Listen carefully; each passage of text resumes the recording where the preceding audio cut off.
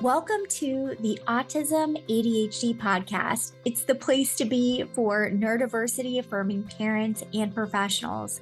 I'm your host, Holly Blanc-Moses, the mom neurodiversion therapist. Here we chat about emotional regulation, mental health, social support, executive functioning, learning, and more, all aimed at empowering us to support kids and teens with compassion and understanding. I'm thrilled that you joined me today, and I've got some pretty exciting news to share with you. For those rock star therapists listening right now, I've created continuing education training that is tailor-made for you. Take a deep dive into cutting-edge strategies that you can start using today. The CEs you've wanted for so long are finally here.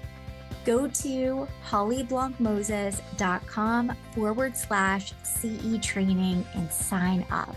You are going to love it. The link is also available in the show notes. Now, if you are a parent or educator listening and you know a therapist or a psychologist that is passionate about supporting kids and teens, I'd greatly appreciate it if you could pass on this great news. Thanks so much again for your support, and let's get started.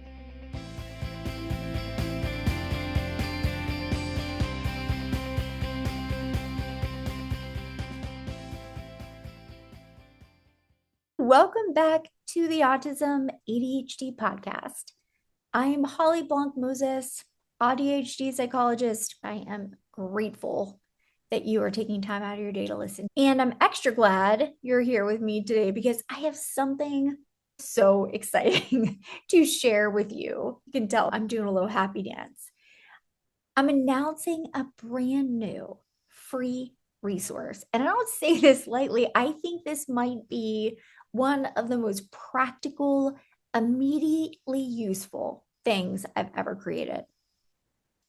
For parents, for therapists, and for educators too.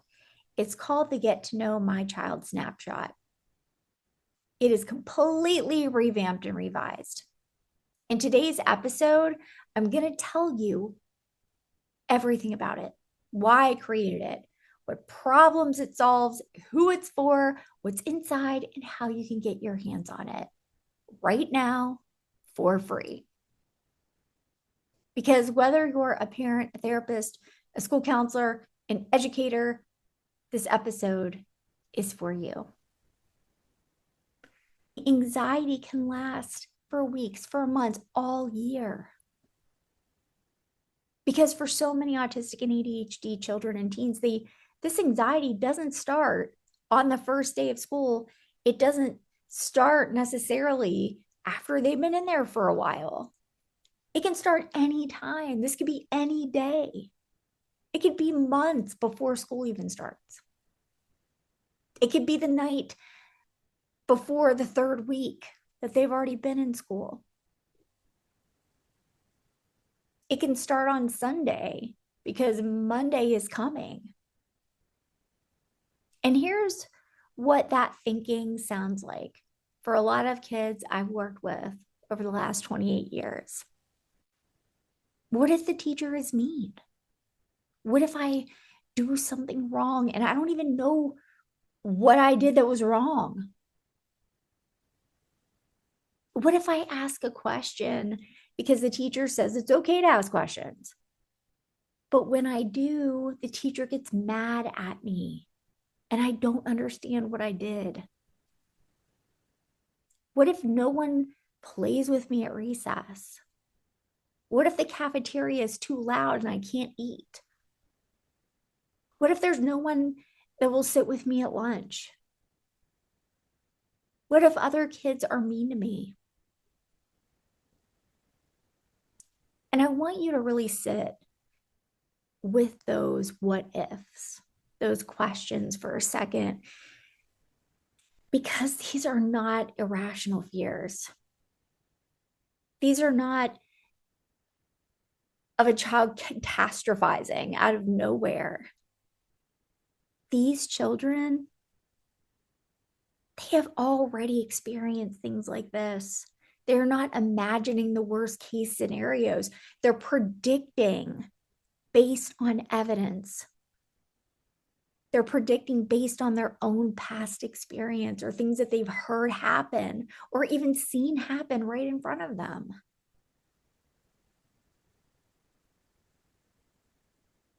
It could be based on last year, based on the year before that, based on accumulated experience of walking into environments that were not built for them and being misunderstood by adults who were doing their best, but simply did not have the right information.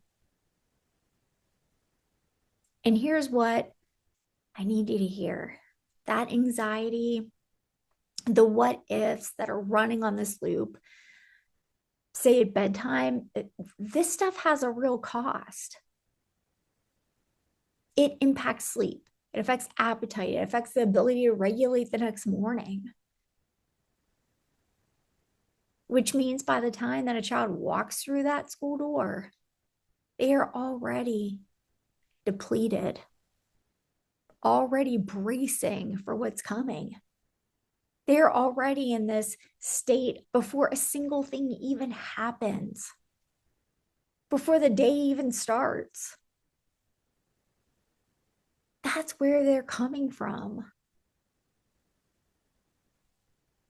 A teacher who understands that they are already arriving anxious, already scanning the environment for safety, already holding their breath, waiting to see what is going to happen next. That teacher shows up completely differently. They don't wait for a problem to happen or become huge. They create safety intentionally.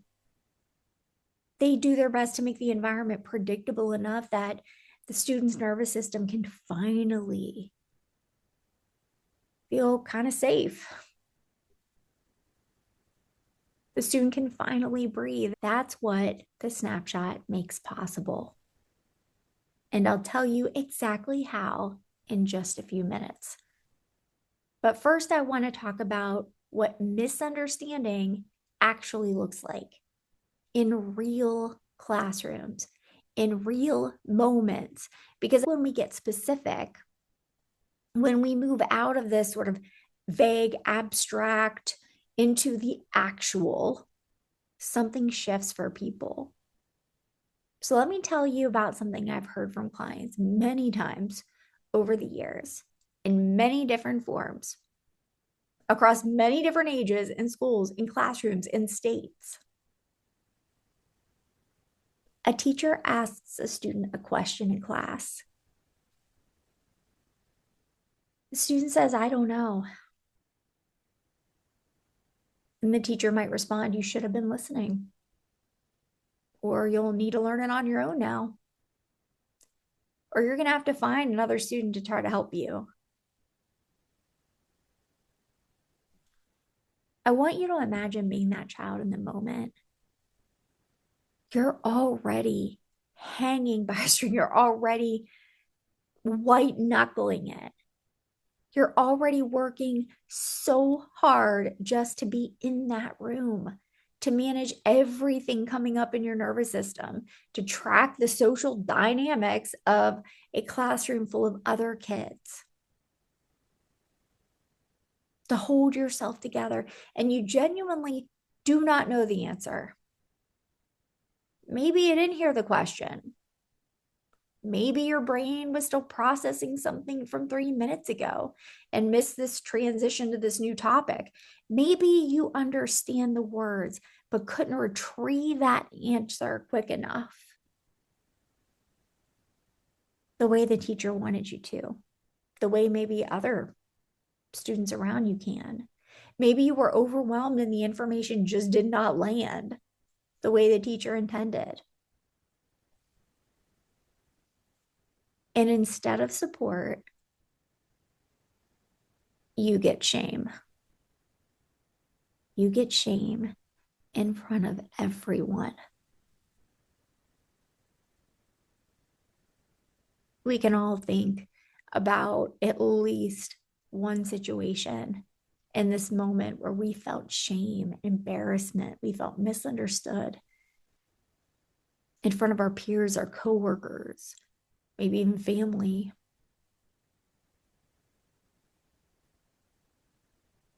I've seen this happen so many times, and it breaks my heart every single time. That child becomes terrified of being called on again. They stop participating, they disengage, not because they don't care, but because being publicly humiliated for it is too high of a risk. It's just too high. They start to dread that class and then dread school just more generally. They begin to have physical symptoms like stomach aches, headaches. They want to avoid going to school. And from the outside, it looks like a student who doesn't care, a student who isn't trying, a student who's being difficult, which leads to more of the same responses that caused the problem in the first place. Here's the thing though, that's not it, right? The child is scared and they've learned that even being honest, saying they don't know an answer, which is the right thing to do, leads to consequences they don't understand and they cannot predict. It's not safe.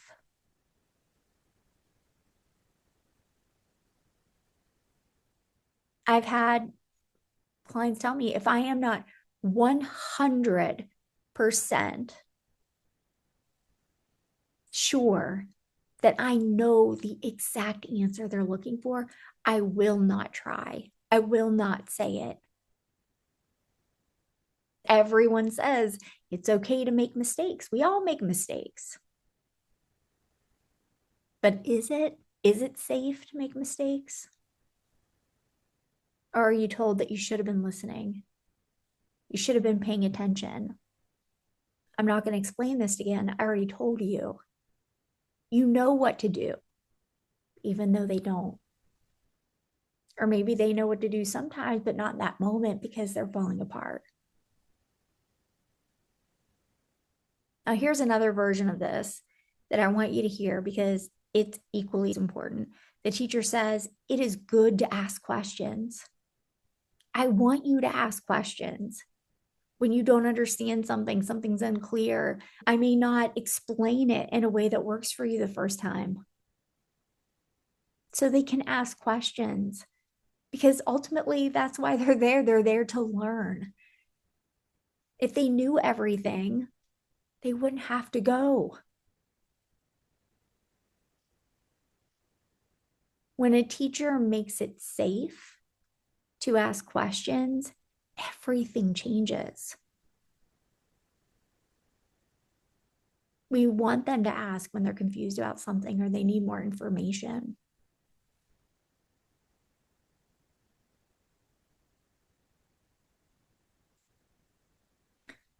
We have to be really careful with our nonverbal responses. This is just as important as what we say with our words. Kids know when the teacher's frustrated. Maybe their tone sounds different, it shifts. Maybe they sigh. Maybe they roll their eyes. Maybe they move on too quickly.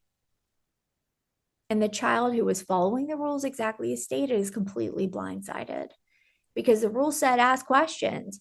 People tell you to ask questions, but asking questions made the teacher mad. And now there are no rules that make sense. And if there are no rules that make sense, there is no way to stay safe. So they go quiet, they disappear, they try to survive, or they try to do everything they can not to go.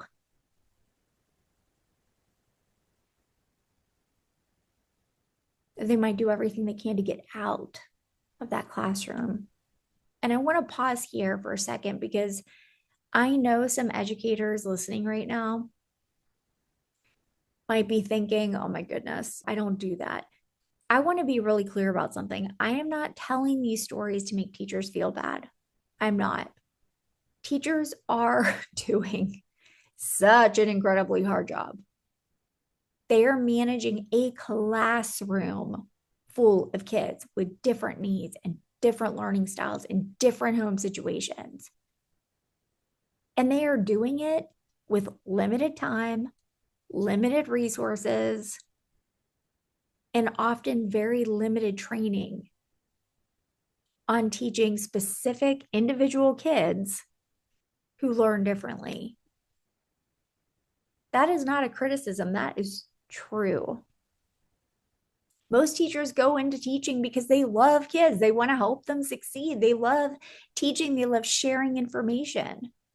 And most teachers, when they understand what's actually going on with a student, they want to know. They're excited to know. They want to show up in a way that is going to support that student. They just don't always have that information they need. And that's exactly what the snapshot gives them in one page, and it takes about 5 minutes to complete. A snapshot that says, when my child says, I don't know, they're confused or anxious. Please show them how to do the work, walk through it.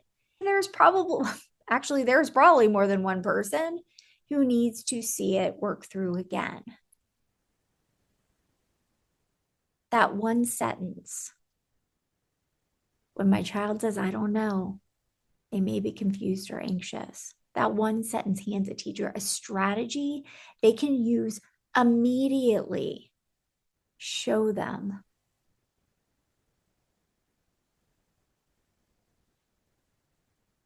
Just that information changes how they respond in that moment. A snapshot that says, my child takes instructions literally. If you tell them it's okay to ask questions, they're going to ask questions. And they need to know that it's safe to do it. What's so great about a parent letting a educator know this is that it gives them the language and the context they need. That's what I want for every teacher who receives the snapshot. Not guilt, not shame, just good information that gives them a path forward. Okay, I want to add another layer to this because I think it's one of the most important things I'm going to say in this entire episode. Autistic individuals, they often communicate differently. I remember getting teased a lot about the way I talked growing up. And I don't just mean the words they say, I mean how they say it, how they say the words. Some autistic students use repetitive phrases. They might repeat the same sentence again. They might say, I don't know, or I don't care multiple times, not because they're being dismissive or difficult, but because that phrase is what's available to them in that moment. They're giving you what they can. But here's what happens. A teacher hears, I don't care, and it may register initially as attitude. A coach hears, I don't know, for the third time and assumes the student isn't paying attention. A tutor hears a flat, short, abrupt response and automatically feels that the student is being rude. But none of that is true. And it's not just the word. Some autistic students have voices that shift in ways that get misread constantly. Their volume might be louder than what adults expect for an indoor setting. And I'll just say whatever inside voice means. I mean, I really don't understand that. I remember being super confused when I was younger, especially in elementary school. What does that mean? Holly, have an inside voice. What on earth does that mean? Because that's pretty subjective.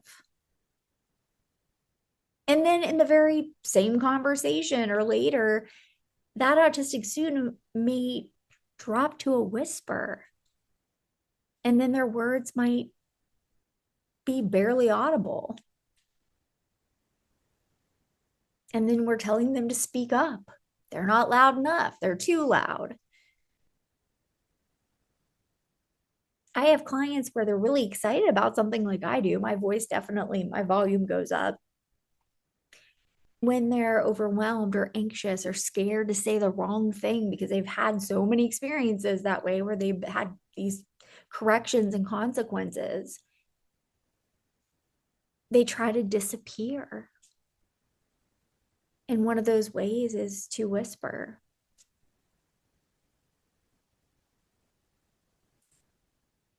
Their words might come out short, clipped, abrupt, whatever you want to say, not because they're angry or rude, but because that's how their speech patterns work.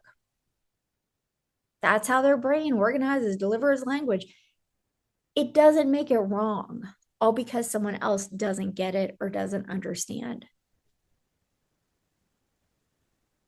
These assumptions that the repeated phrase means attitude, that the loud voice means aggressive, or that they're yelling on purpose, that the abrupt response means disrespect.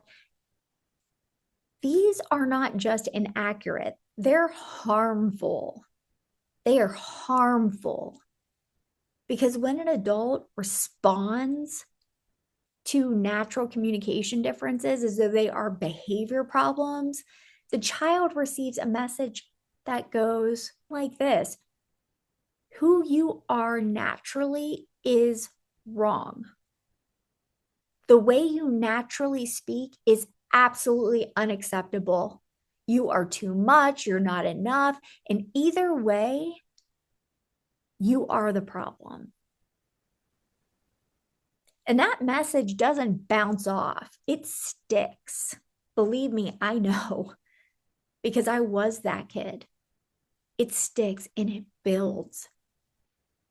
It becomes a story that child tells themselves about who they are and what they deserve.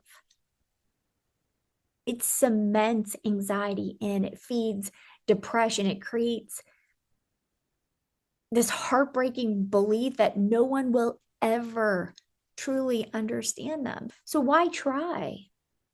Why even bother? And again, I want to say this to every educator listening.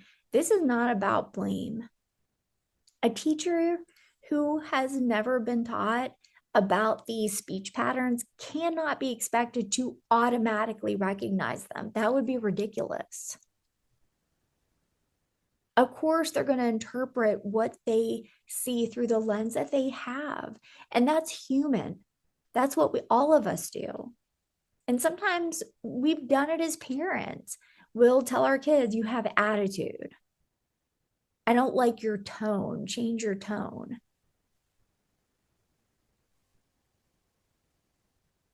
Maybe we need to change our assumptions regarding their intent. Maybe we need to take a hard look at how we're reacting. Is that us increasing our understanding about what a child needs? Or is this we're already on the edge as adults and then we just spills all over on them when they're just really talking in a way that they naturally talk? When a parent can hand a teacher a snapshot that says, my child may use repetitive phrases when overwhelmed. My child's voice volume varies and it may not match what you expect all the time. My child's responses might seem short or abrupt. And this is not rude. This is how they naturally communicate. Now, that teacher has a different lens, a more accurate one that they can immediately start seeing through. And that's the power of this tool. It doesn't require the semester of professional development in the speech patterns of autistic students. It requires 1 page and 5 minutes of putting it together, and then less than 5 minutes to even read. I want to try something right now. I'm recording this podcast in my office. And while I've been talking with you, I have been aware of sounds. I'm not sure if you can hear them outside the window. Not quite sure what bug that is. I can hear traffic, something in the distance I can't quite identify right now. Every time one of those sounds comes through, my brain wants to follow it. I have to actively pull myself back to what I'm saying to you. I am an adult in a quiet office. Now, I want you to imagine being a child whose sensory system is more sensitive than even mine. And I want you to imagine walking into a classroom before the bell even rings. There are backpacks dropping on the floor, chairs scraping. I just got goosebumps saying that because it always bothered me. Chairs scraping across the tile, the floor, shoes squeaking, stomping, sliding, pencils tapping or falling on the floor, laptops coming out of bags and being set down on the desk, someone's showing a video on their phone to the person next to them, small audios coming out of the speaker, 2 kids are whispering near the door, the fluorescent lights are buzzing, the temperature's too warm, the smell of somebody's lunch from another classroom's coming in. All of that, all at once, all of it coming in at the same volume with no filter, no automatic sorting of what matters and what doesn't, just everything at once. And the teacher hasn't even started the lesson yet. And then imagine trying to learn long division in the middle of it, or the teacher talking quickly about something that may not be a huge interest for you. This isn't distraction. This isn't not trying. This is a nervous system that is working incredibly hard to be in that room and has very little bandwidth left over for anything else by the time the actual teaching begins. And here's what I love about the snapshot. In this context, it's not about asking teachers to completely overhaul their classroom environment. My goodness, they have enough to do. Teachers, they can't control everything about that space. I know that. But it's about opening a conversation. The snapshot communicates my child experiences a sensory environment differently. Maybe it's light, sound, temperature, texture. We're all different. These things make a real impact on how they learn. Most teachers, when they have that information, they want to help. They really do. Maybe it's headphones that are available during independent work. Maybe it's a seat away from the door or away from a window. Maybe it's a heads up before a loud transition, so the child's nervous system isn't caught off guard. Maybe it's permission to wear a hoodie when the room feels too bright or too cold. These things make a difference. This is collaboration. Things like that, they don't really cost much. And they can change everything about whether a child can actually be present and learn in that space. But none of those conversations can happen if the teacher doesn't know there's a sensory need to address in the first place. It may be buried somewhere in a 504 or an IEP. And of course, the teachers are going to be looking through those documents. But an amazing thing about the snapshot is it's one page. And it's not in small text either. It hits all the super major things that they would need to know like that, super fast. That's what the snapshot starts. The conversation before the crisis. Because we don't want to wait until something happens that causes even more trauma. So now that we've talked about all of that, now that you've been inside that classroom through that description, or maybe you're remembering your own experience, remembering what it feels like to be that anxious, remembering what it feels like to be in bed, all the what ifs cycling through your brain. And maybe you can relate to this even more now that you're older, when you can look back at those times. And again, even making it more relatable, possibly to situations you're in now. Maybe that worry creeps up on you about work or some other environments or interactions. I want to tell you about the snapshot because I really feel like it can help. All of that information I just walked through, the anxiety before school starts or even throughout school, the communication differences, the sensory needs, the way certain responses land, the social interaction parts.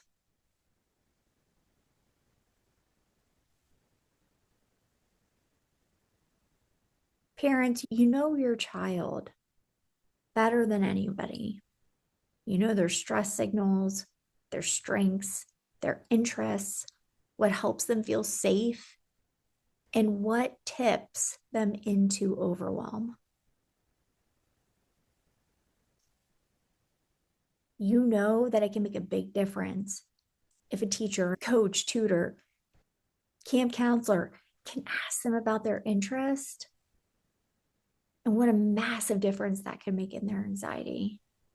You know these things, but getting all of that knowledge out of your head and into the hands of every new adult who enters your child's world, and maybe not even new, maybe existing adults that need this information, just the thought of that is exhausting. And in the moment at drop off with a line of parents behind you,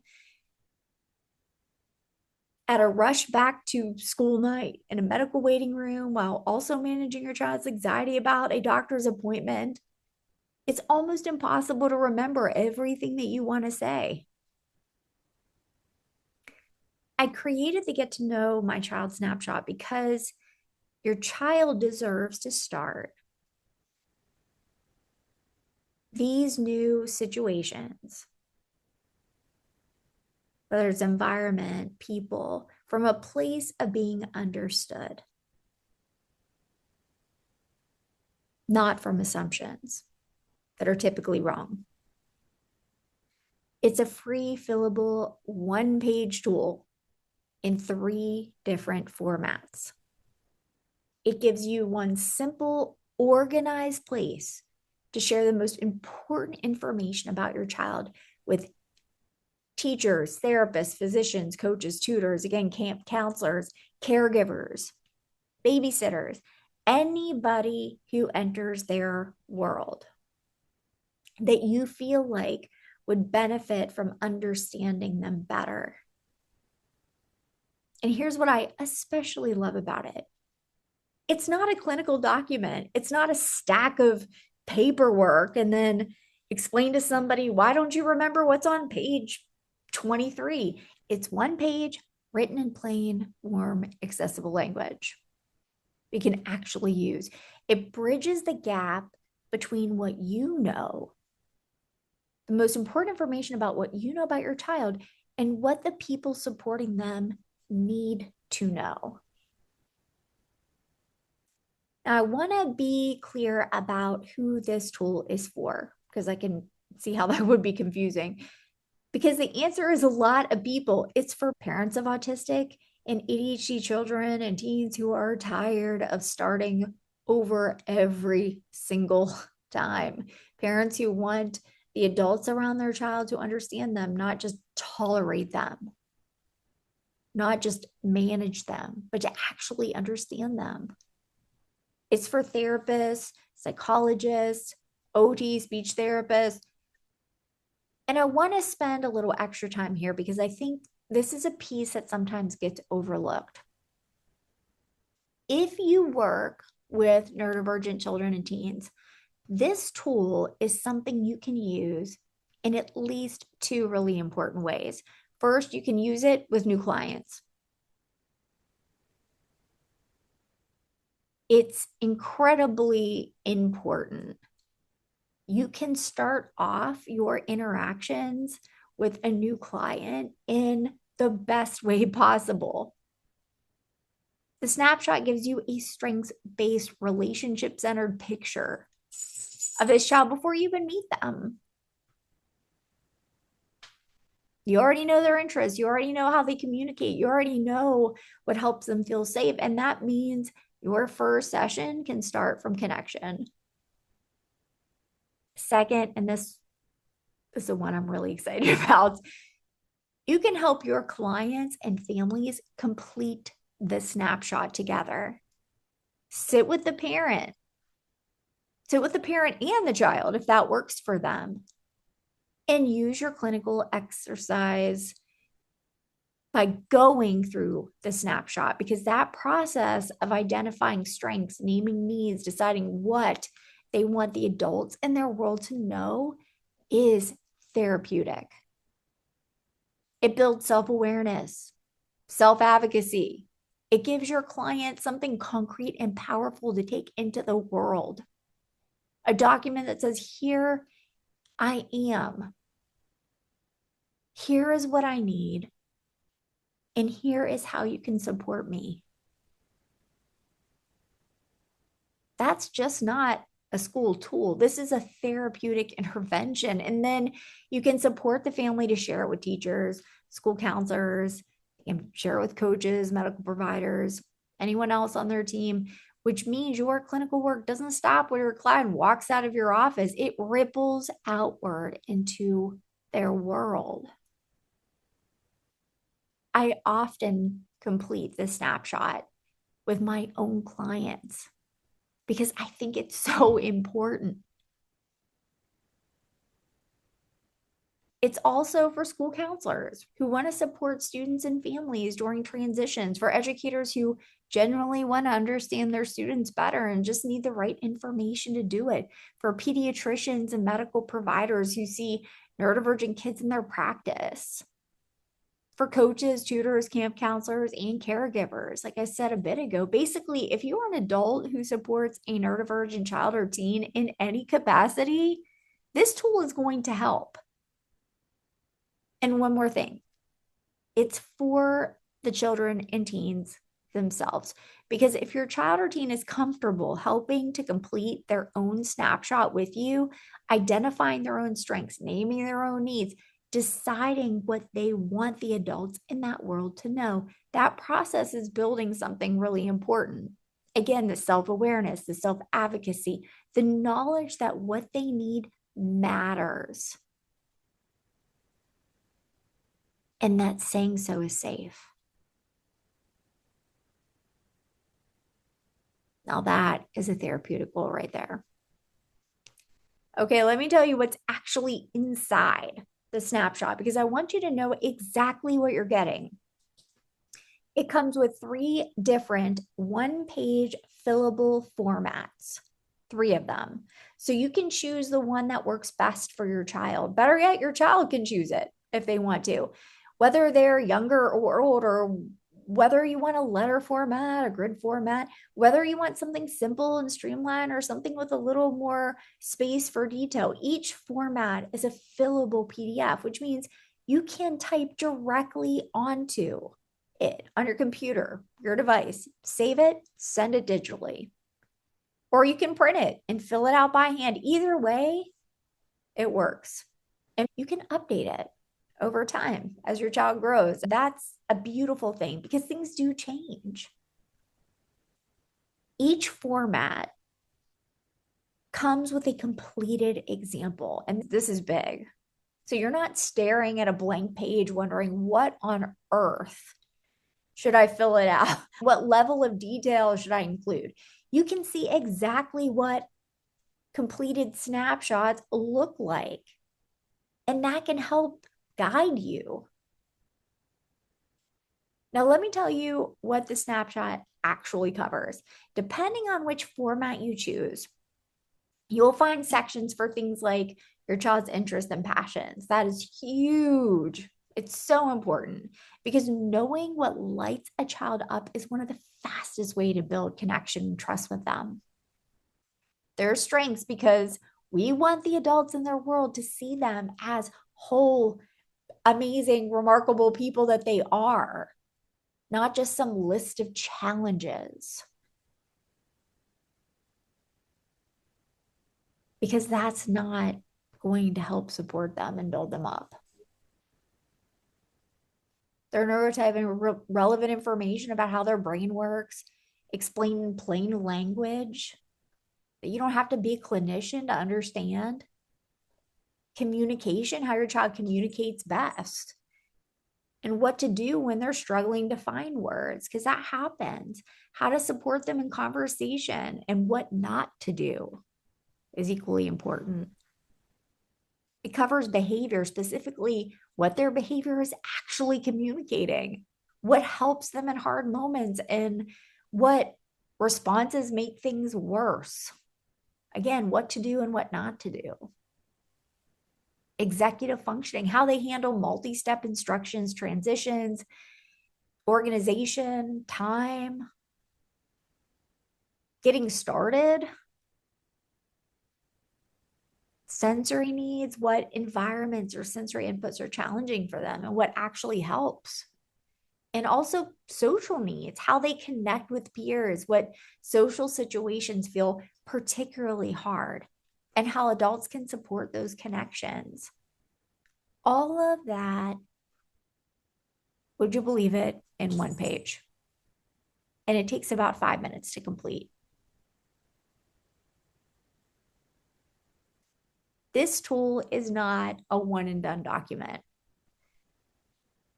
Each child is growing, they're changing, we're discovering new things about them.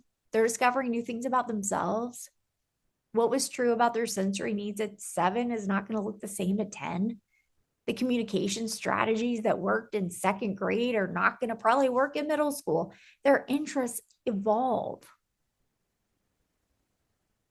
Their self-awareness grows, especially if they've been in therapy and have a rockin' therapist, or have been supported in building self-advocacy skills over time. The snapshot is designed to grow with them. You can update it. You're not starting from scratch every single time. You open it, you update a section, done, saved. You can email it, again, print it. It gives them a current, accurate picture of your child. I recommend you visit it twice a year. Maybe the start of a new school year is a natural time to do that. Also, if any significant changes occur, because life happens, maybe you want to do one the beginning of the semester and another one the second. Maybe there's a new understanding again of their needs, a shift on how they communicate, a new interest that becomes really important for them. It could be a place of connection, a strategy that used to help but doesn't really help anymore. It is so efficient to use the snapshot and to update it. And I made it that way because I also know you're busy.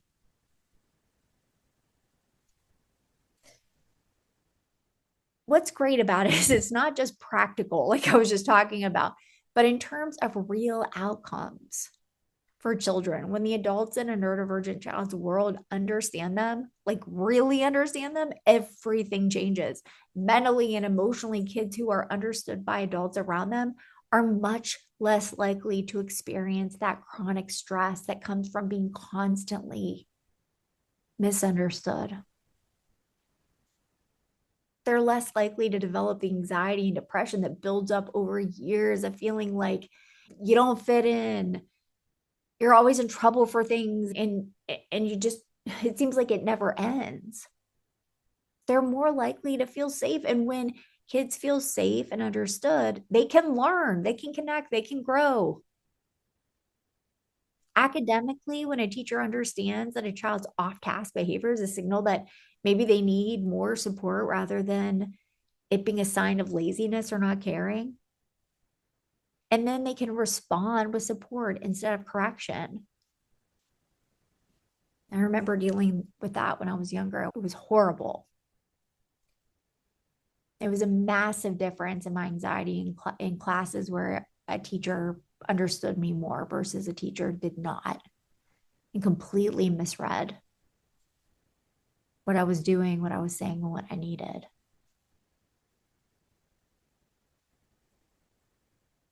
So when a teacher understands, yeah, that builds confidence instead of shame. And their academic outcomes improve, not because their brain changed, but because the environment and the people around them finally figured out how to meet their needs in a way that actually works.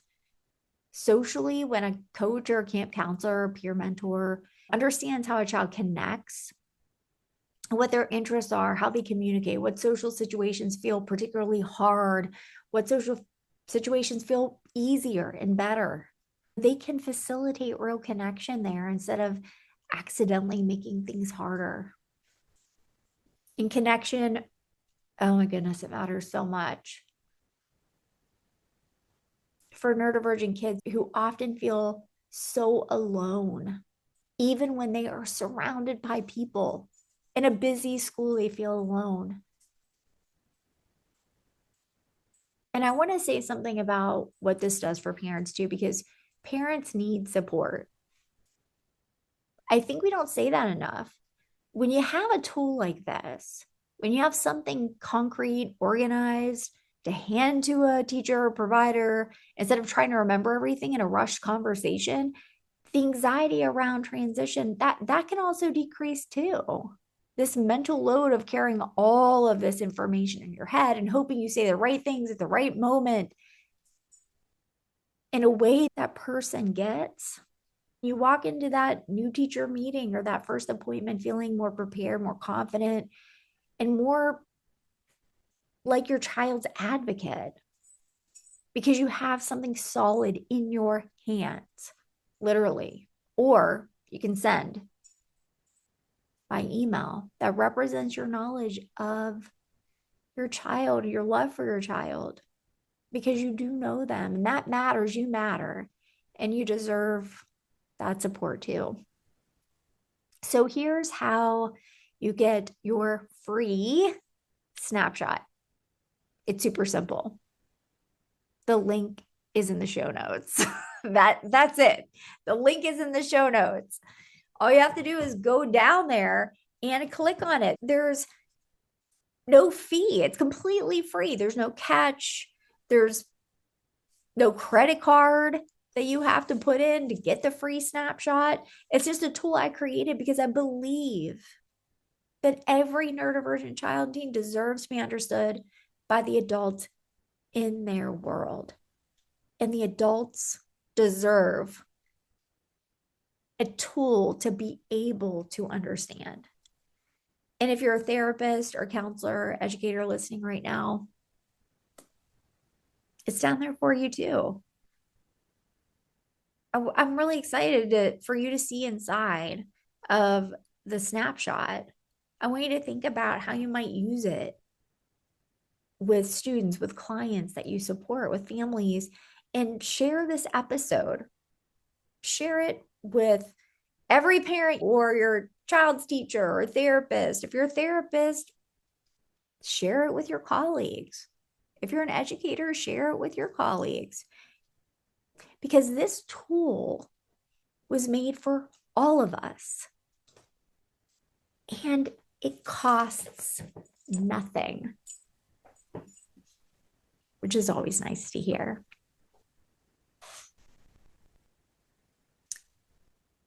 Here's what I want you to leave with today.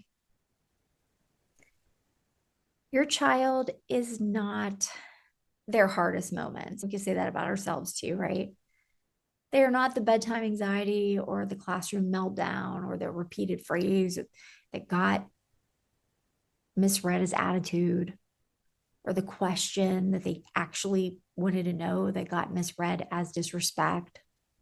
They are not the loud voice or the I don't know or I don't care that came out when they were overwhelmed and the words they needed weren't available to them. They weren't accessible. They are a whole, complex, beautifully wired human.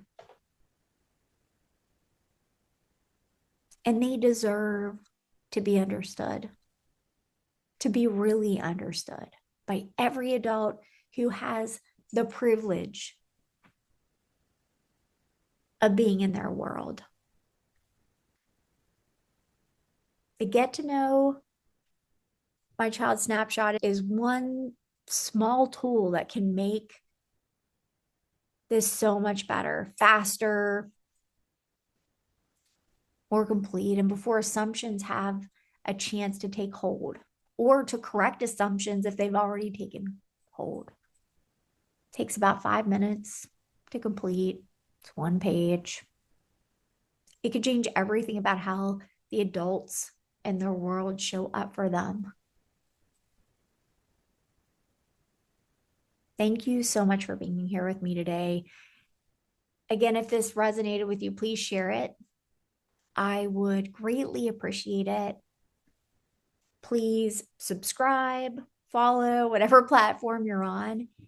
And if you feel led, please provide a review on Apple Podcasts if you haven't already. It genuinely helps other families, therapists, educators find the podcast.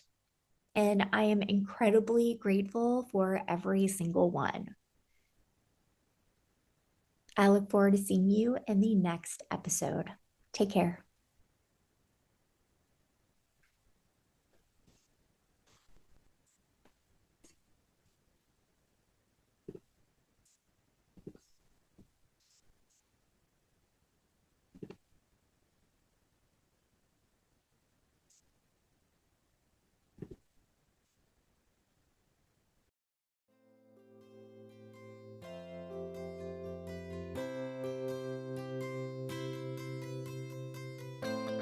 If you found this podcast helpful, I greatly appreciate it if you could take a second to give it a 5-star review.